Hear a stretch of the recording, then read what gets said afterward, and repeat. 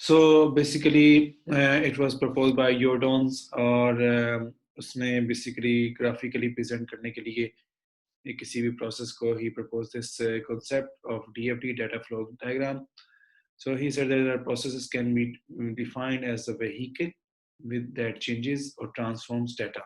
ठीक है, इसको एज एक गाड़ी के तौर पे दे सकते हैं जिसमें किसी भी प्रोसेस को एक गाड़ी के तौर पे हम ले सकते हैं, व्हीकल के तौर पे ले सकते हैं जिसमें जो कि चेंज करती है और ट्रांसफॉर्म करती है डाटा को. ठीक है,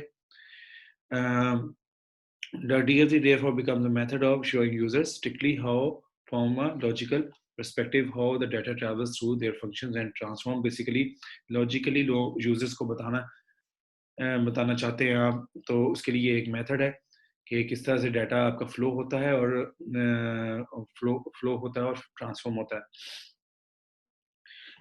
DFT should be used in light of a descriptive prose representation of a user's process.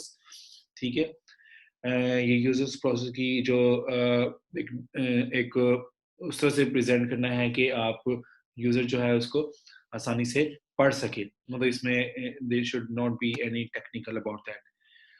Indeed, many analysts are familiar with the frustration of meeting where users attend to provide feedback on a specification prepared in prose.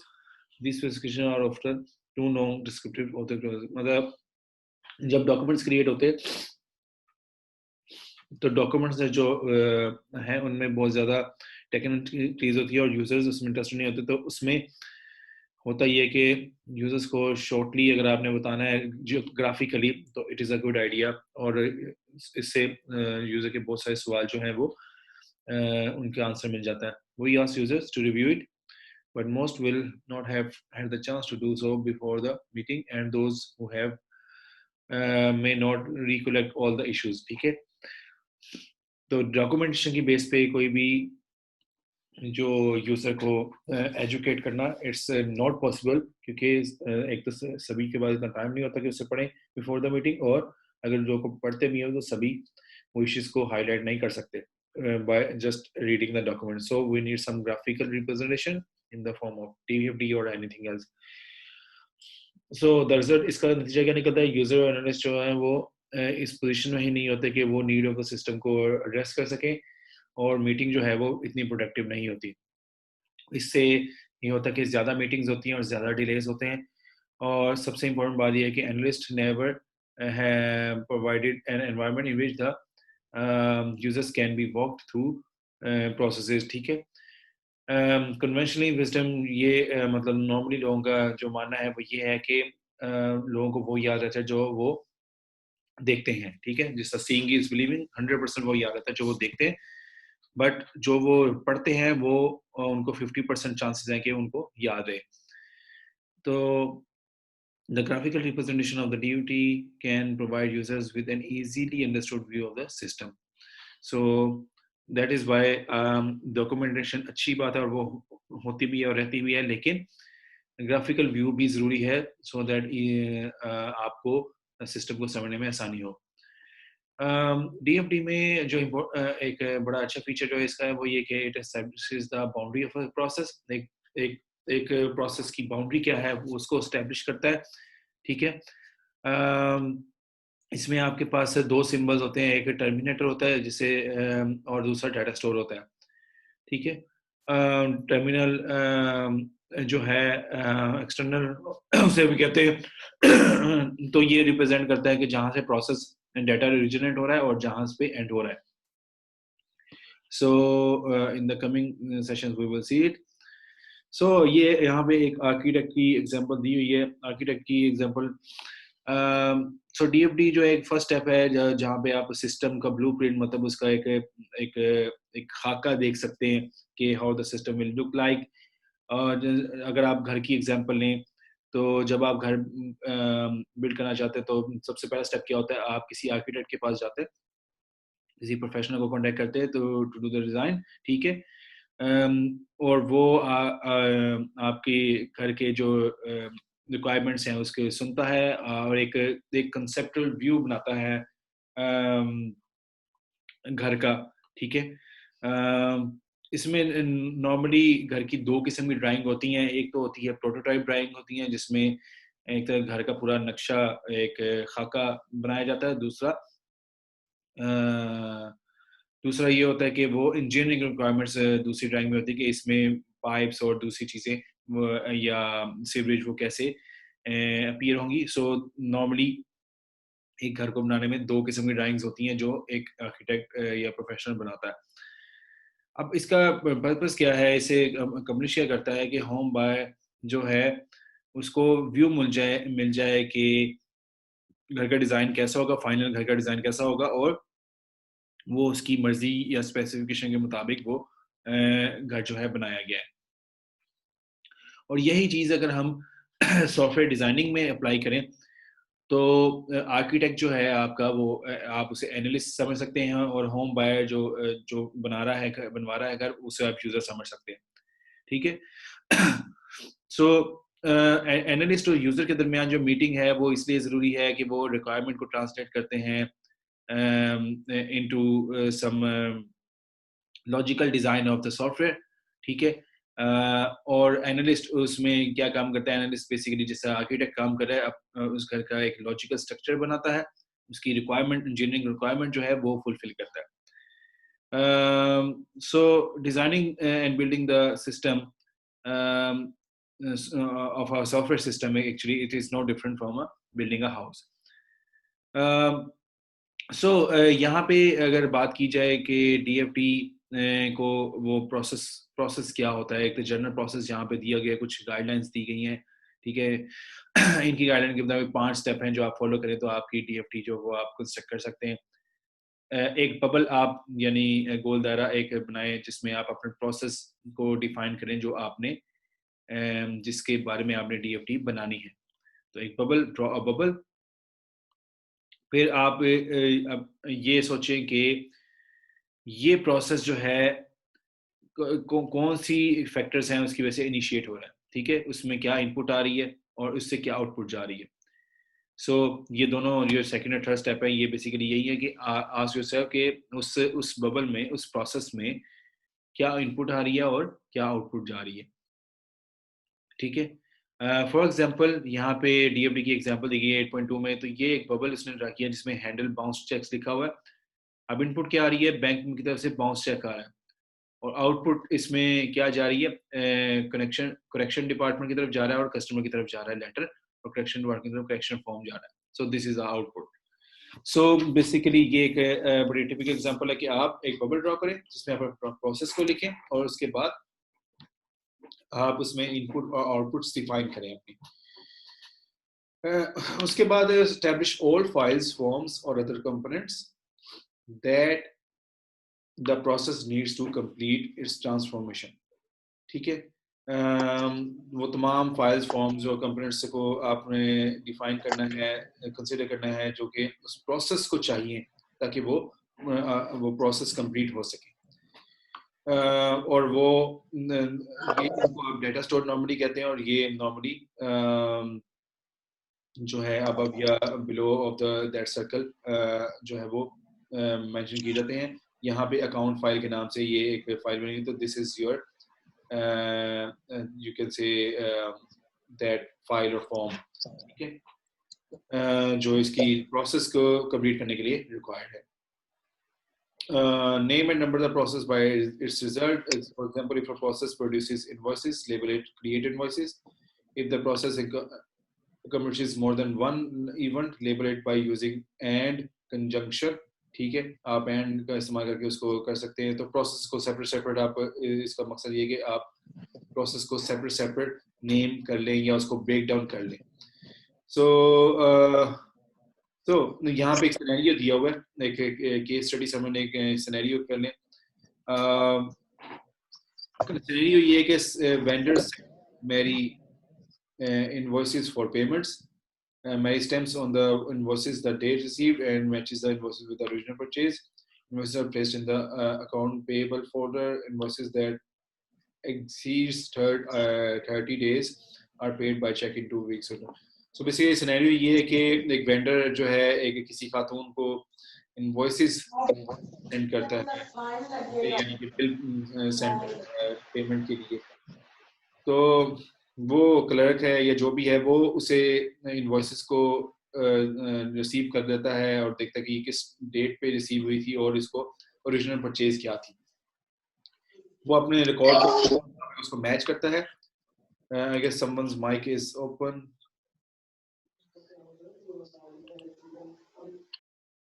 Okay, so invoices जो होती हैं वो फिर एक particular folder में रख दी जाती हैं, और अगर वो इनवॉइसेस जो है 30 दिन से ज़्यादा हो जाए, बिल पुराने हो जाएं, तो वो उसकी ट्रांजैक्शन जो है वो बाय मतलब बाय चेक की जाती है। एनीवेज, सो इससे सिनेरियो को हम क्या वो कर सकते हैं। पहला स्टेप है ड्रॉ द बबल। फिगर 8.3 में दिया हुआ ये एक बबल आपने ड्रॉ कर लिया, this is draw the bubble, ठीक है। Second, determine the inputs. In this example, we are receiving an invoice from a vendor. The vendor is considered a terminator since it's a boundary for the input, and the user cannot control when and how the invoice will arrive. The invoice itself is represented as a data flow coming from the vendor terminator into the process. So ये हमारा vendor है, ये terminator है, मतलब ये कि इससे beyond कुछ भी नहीं है, इधर से आने हैं आपके प्रोसेस, और यूजर जो है वो कंट्रोल नहीं कर सकता इस चीज को कि कब और कैसे इनवॉइस आएगी. So it depends on the vendor. So it is called as a terminator of terminator sending invoice to the process. So basically ये input है एक इस process में, ठीक है. Now third step is determine the output of the process. In this case, the result of the process is that the vendor receives a check for the payment. तो इसकी output यहाँ पे हमने दे दी कि वेंडर चेक देता है, और ये प्रोसेस के साथ नाम लिखे हुए हैं कि वेंडर इनवॉइस और वेंडर चेक. सो ये वेंडर इनवॉइस है और ये वेंडर चेक है एज अ इनपुट. ये इनपुट आ रहा है और ये वेंडर चेक आउटपुट के तौर पे जा रहा है, क्योंकि ये दोबारा चेक होके वेंडर के पास ही जाना है, अप्रूव प्रोसेस होके. सो दोनों तरफ वेंडर हैं, वेंडर से बियॉन्ड हमारा कंसर्न नहीं है इस प्रोसेस का. So these are both the terminator of the process, ठीक है. So they are shown as a rectangle and you can see here. For a determine the processing item required to complete the process. In this example, the user needs जो processing item आपको चाहिए इस process को complete करने के लिए क्या क्या है. Match the invoice to the original purchase order, create a new account payable for the invoice, or eventually receive the invoice from the account payable file for the payment. तो ये चीज चाहिए इसको processing के लिए, ठीक है. तो ये कैसे शो होंगी, ये ऐसे शो होंगी. परचेज ऑर्डर फाइल हो गया, अकाउंट पेएबल फाइल है. इन दो फाइल में वो सारा रिकॉर्ड है जिसके साथ उसने बैच करना है और रिकॉर्ड को सिंक्रोनाइज करना है. तो this is your after four step you will have this whole diagram. अब इसको finalise. Note that the purchase order file is assessed for input and therefore is modeled with arrow coming into the process. ये purchase order file है, ये इस file से input जा रहा है, ठीक है. और अकाउंट पेएबल में चूंकि उसने इनपुट भी है आउटपुट भी है, क्योंकि why it is two sided arrow, क्योंकि एंट्रीज जो हैं उसमें क्रिएट भी हो रही हैं और रिट्रीव भी हो रही हैं. जबकि अकाउंट पेएबल फाइल से सिर्फ एंट्री इनपुट के तौर पर आ रही है, मतलब जो अकाउंट जो आपके पास चेक कर रहे हैं आप एक अलग से फाइल में रख रहे हैं और उनको जस्ट आप उसको प्रोसेस करने के लिए आप उठाना है, उसने दोबारा उस फाइल में रखना. जबकि अकाउंट्स पेएबल फाइल में इंसर्ट भी कर रहे हैं, नए चेक रख भी रहे हैं और पुराने चेक को रिट्रीव भी कर रहे हैं. सो आप ये दो डाटा स्टोर जो हैं इसका क्रिएट हो गए आपके और डाटा फ्लो नेम्स के साथ. सो इस प्रोसेस शोन इन 8.7 ये कंप्लीट प्रोसेस हो गया और इस प्रोसेस का हमने नाम रख दिया मतलब P1 रिकॉर्ड एंड पे vendor invoices. So this is now a complete DFD that describes the event of the user. You may notice that the procedures for stamping the invoice with the receipt date and specific of the receiving purchase orders and accounts payable information are not explained. So हमने इसमें बहुत सारी चीजें नहीं mention की, जैसे कि stamping of the invoice, save date, ठीक है। वो क्यों नहीं की, ये वो बाद में आगे जाके देखेंगे मजीद डायग्राम में। सो जो इधर की पॉइंट है वो ये कि डीएफडी डाटा फ्लो डायग्राम जो है वो सिर्फ रिफ्लेक्ट क्या करती है, डाटा के फ्लो को और इसकी बाउंड्री को। ये मतलब जो डाटा फ्लो हो रहा है उस इंफॉर्मेशन की बाउंड्री क्या है। सो इस इंफॉर्मेशन की बाउंड्री आप देख सकते हैं, दीज आर द बाउंड्री, इससे बियॉन्ड ये नहीं जा रहे। और जो फाइल्स यूज हो रही है वो भी इसमें बता रहा है इस पर। तो this is your data flow diagram concept. इसके एडवांटेजेस क्या क्या हैं? सबसे पहला जो फंडामेंटल किस्म का इसका एडवांटेज है वो ये है कि इससे आपको किसी भी प्रोसेस का फ्लो और बाउंड्री का पता लगता है। फ्लो से मतलब ये कि डाटा कैसे कहाँ से स्टार्ट हुआ, एक प्रोसेस में एंटर हुआ, उस प्रोसेस में कौन सी फाइल्स और फोल्डर्स जो हैं वो इनपुट हुए, और फिर वो डाटा कहाँ पे आउटपुट हुआ और उससे आउटपुट क्या निकली, ठीक है, किसको आउटपुट गई और कहाँ पे निकली। सो ये एक इसकी फ्लो और बाउंड्री को शो करता है। एनालिस्ट जो है उसका सबसे पहला स्टेप यही है कि उसको बाउंड्री और फ्लो का पता होना चाहिए तमाम प्रोसेसेस के एक सॉफ्टवेयर प्रोजेक्ट में, सो दैट वो डाटा फ्लो डायग्राम जब बनाएगा तो यूजर को अंडरस्टैंड करने में भी आसानी हो कि how different processes are will be working in that project, कहाँ से इनपुट आएगी, कहाँ पे आउटपुट जाएगी, और जो पर्टिकुलर प्रोसेस होगा उसमें कहाँ कहाँ से डाटा स्टोर्स से इनपुट ली जाएगी। दूसरी बात यह कि it represents graphical display of the process, ठीक है। एक प्रोसेस का जो ग्राफिकल डिस्प्ले बनाता है, so that it can be usable in the documents and can be shown to both users and programmers, ठीक है। क्योंकि एनालिस्ट ने जब इसको डिजाइन करना है तो डिजाइन का मकसद ये है कि डाटा के फ्लोज को वो डिफाइन करें कि कहाँ से कैसे जो डाटा फ्लो हो रहे होंगे, और वो यूजर्स को भी वेरीफाई करवाने के लिए यूजर से भी यूजर्स को दिखाएगा और प्रोग्रामर्स को भी जो है वो दिखाएगा, so that they can understand it easily. So process verification होती है इससे, और प्रोग्रामर्स के लिए कि प्रोग्रामर्स को एक सिस्टम का जो टेक्निकल पर्सपेक्टिव से ब्लूप्रिंट मिल जाता है, मतलब उनको पता लग जाता है कि ये प्रोजेक्ट किस तरह का है, इसमें डाटा फ्लोज क्या क्या है, और ये प्रोजेक्ट डिफरेंट डाटा फ्लोज या प्रोसेसेस कैसे आपस में लिंक हो रहे हैं।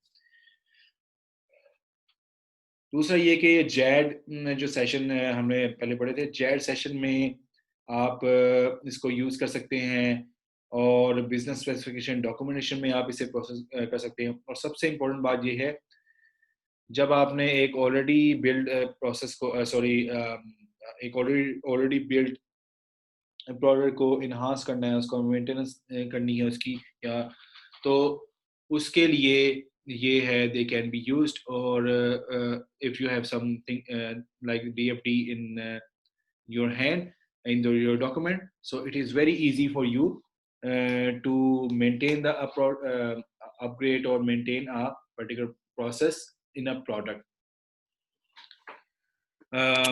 फिर इसके डिसएडवांटेजेस हैं। कुछ डिसएडवांटेज में क्या क्या है, सबसे बड़ा ड्रॉबैक ये है कि इसमें टाइम बहुत ज्यादा लगता है। It takes a lot of time to create. उसके अलावा टाइम ज़्यादा लगता है, तो इसकी उसके क्या कहें इम्प्लीकेशंस क्या हैं कि एनालिस्ट जो हैं उसको शायद मैनेजमेंट की तरफ से इतना टाइम ना मिले कि वो इतनी थॉरली प्रोसेस को रिप्रेजेंट करें। So when there is a project, the time usually is considered very short, or there are deadlines to be met. So analysts are normally pushed to take the shortcuts. So in that scenario, the biggest drawback of DFD is that it may take a long time to create. Many firms shy away from the DFD on the basis that it is not practical. ठीक है, इसको practical नहीं समझा जाता, क्योंकि जैसे आप DFD बनाते हैं तो इसमें बहुत सारी जो लेवल्स क्रिएट करने पड़ते हैं कि which process is coming before the process, और उस लेवलिंग की वजह से द टाइम इज कंज्यूम्ड, और फिर जब प्रैक्टिकली उसको अगेन अगेन कोई अपग्रेड होती रहती है स्पेसिफिकेशन, तो उसके अकॉर्डिंगली उसको अपग्रेड करना it makes more time. So in that case, it is not considered a very practical approach. There are many other approaches as well, which we will see in the coming sections.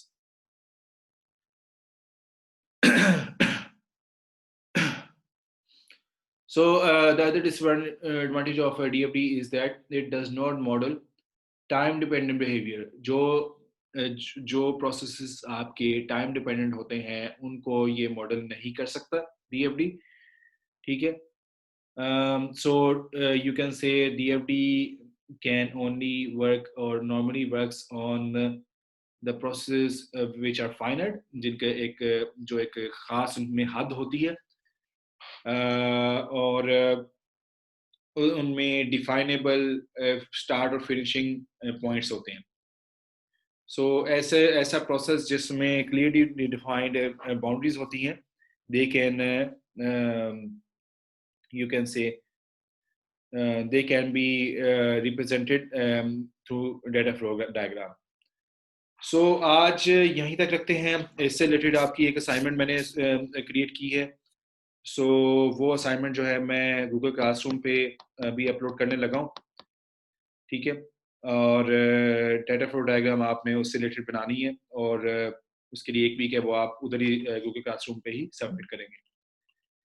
सो या यहाँ तक कि किसी के जहन में कोई सवाल